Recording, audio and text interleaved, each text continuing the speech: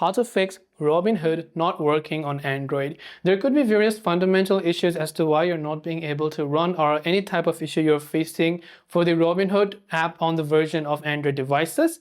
The first thing we're going to start off by checking is a very simple fix, but usually our internet connection. Sometimes due to a lack of proper or a strong internet connection, you could be facing this issue. So if you're using Wi-Fi, you can try to switch to cellular data or vice versa and see if that actually helps you solve the problem.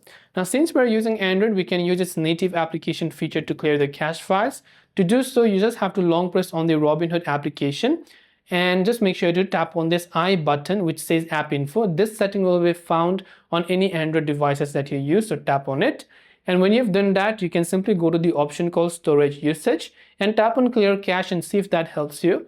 Only when clearing the cache is not helping you, then I would recommend you clear the data. What this does is that it is going to reset the application. So of course, you're going to be logged out of your account. So make sure you remember your credentials.